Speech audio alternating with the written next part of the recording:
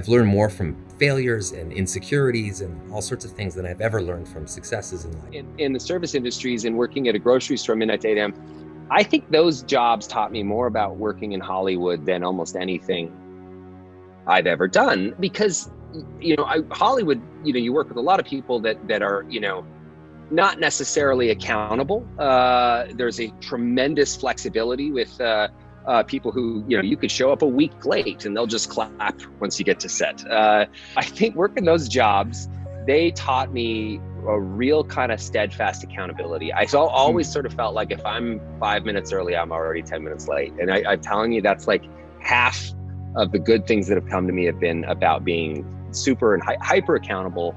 And that also creates infuses some gratitude for the position that you're in, and understanding the position that you're in is sort of a fleeting thing. It doesn't last. And those jobs taught me a lot. I mean, working at Safeway, working at that bar, if you're 15 minutes late, you're fired. Just see that, a lot of attention, good and bad, is probably not great for anybody. Some people thrive on it. Some people really handle it very well and integrate it into who they are in a way that works incredibly well. And then other people don't. I've seen movie stars with giant air quotes that it's really been one of the more devastating things that have ever happened to them. My highest goal in show business was to be the wacky neighbor in a sitcom. Quite literally. Like, if I could go to Los Angeles, I started an improv comedy. If I could go to Los Angeles, I could get a job as the wacky neighbor in a sitcom, I would be set. That was all I ever really wanted. So everything else that's happened, and it's all happened quite slowly, has been a kind of an aggregate.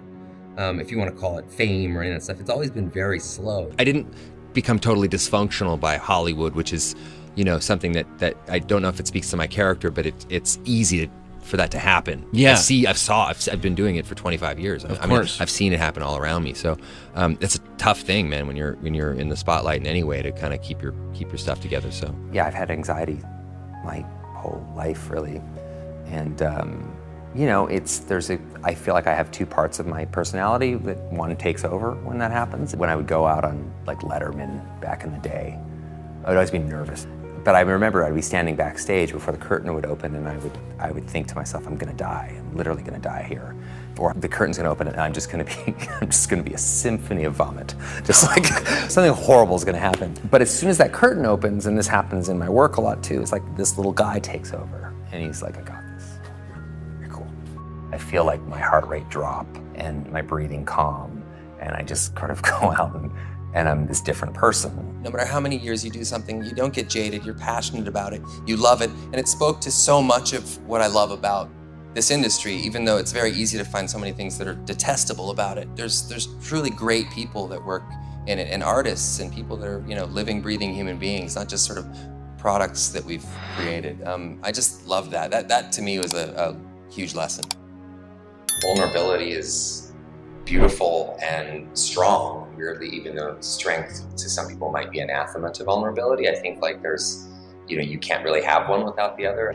It's so easy to blame yourself or to blame something else, and it's actually that idea of leading with vulnerability and admitting that just because you're the father doesn't necessarily mean you know what's best. To be able to start conversations from a place of openness and not knowing and vulnerability is a huge honor.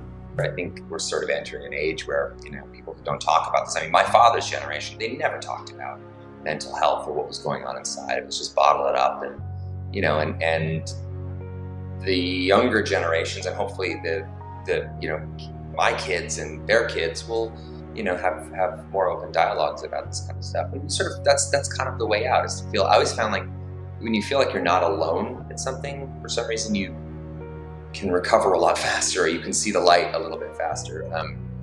But when you feel like, and a lot of people do, they feel like they're completely alone, and that's the worst feeling on earth. So talking about it kind of to a certain degree sheds a little sliver of light in there, and I think that's important. I think as a father, I really could understand that feeling of impotence you have sometimes when you love and know your kid more than anyone, but you actually don't always know the answers, particularly when it comes to issues of mental health. You start to kind of become your own worst critic. So most of the time I'm being hard on myself.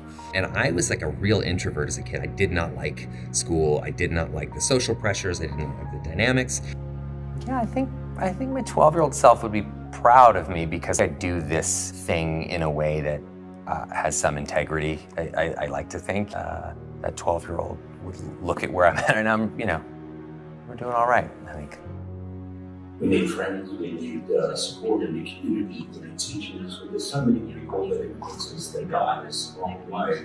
That really leading with that vulnerability leads to the possibility of really actually being able to understand and empathize with those people around you, to walk in their shoes and have real honesty. Never worry alone.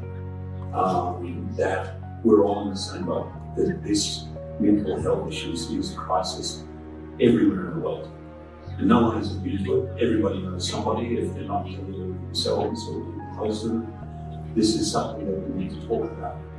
Part of why I've been successful, I think, in my business life is being somewhat self-aware, and I understand the idea that when you extract a lot from a system, you need to put some back in as well. So part of it comes from that. I can't, safely say that I would enjoy my position in life if I wasn't sharing it.